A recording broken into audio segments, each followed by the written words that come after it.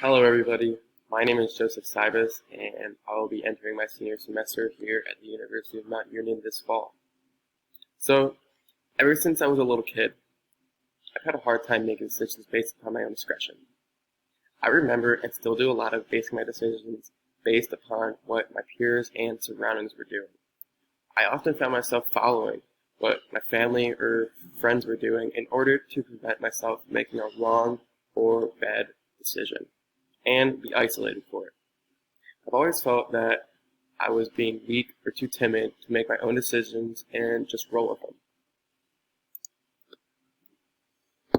Until I realized that social learning is an enormous part of how human culture is passed between individuals and even has effect on the success of a variety of aspects of their life.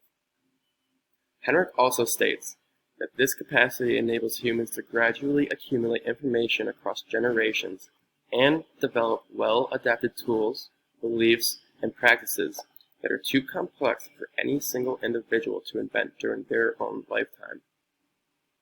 Respected anthropologist Edward B. Taylor defined culture as the complex whole which includes knowledge, belief, art, law, morals, customs, and any other capabilities and habits acquired by man as a member of society. Homo sapiens are social beings by nature. We share stressful, fun, and even learning experiences with each other in order to develop and create connections between the environment around us and society. In today's world, the capability to interact with people without the obligation of being face to face is rapidly becoming easier and more available. The advancement of technology creates a divergence in the way individuals interact with society, thus creating a new outlet of social expression that does not involve the physical presence of those involved in the interaction. The opportunity to experience foreign culture with the aid of the internet allows for greater possibility in the variation of development of culture compared to those who do not use the internet regularly.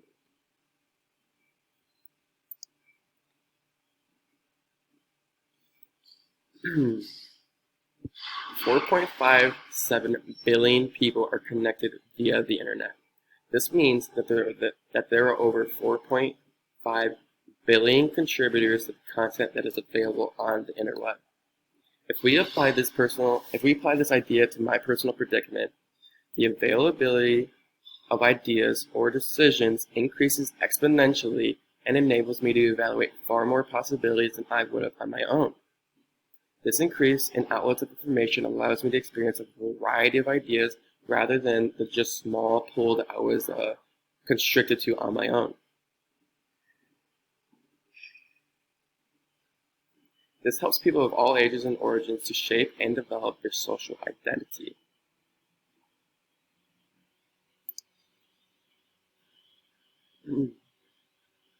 Next, the connection of culture throughout the world can be classified as globalization, or the trend of connection culturally is, the trend of connecting culture is sometimes seen as homogenization or becoming uniformly similar. The range we have to explore following cultures promotes cultural identity rather than a uniformist lifestyle. How, you might ask?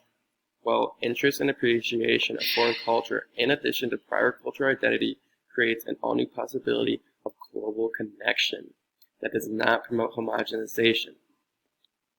Rather, this allows for global unity coupled with variation of cultural identity.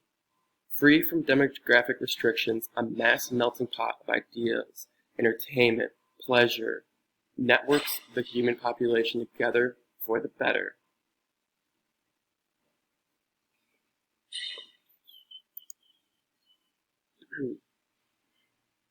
The influence of the internet is a formidable force. In just a few short years, nobody turned into almost everybody in terms of knowing what the internet was and what it was used for.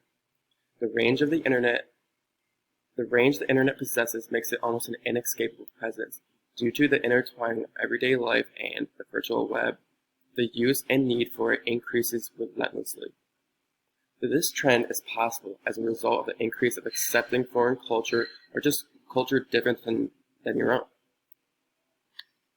Accepting culture different than your own and being exposed to it are two entirely different entities. And as a result of combining everyday life with this concept, it produces a tolerance to potentially learning from ideas, philosophies different from the ones that you generated or the ones that you grew up around. The adaptation of applying the internet into everyday life allows those who do so a greater possibility of cultural transmission, thanks to the vast majority of the world actively participating in its content. To make sure that the internet continues to provide beneficial resources, I say that we continue to make sure that it stays efficient and that the accuracy of the information actually online stays true and not false, so that this source of culture can stay available to absolutely anybody and stay true in what it's actually giving out to the users who are actively using it. Thank you for listening, guys, and I believe that's it.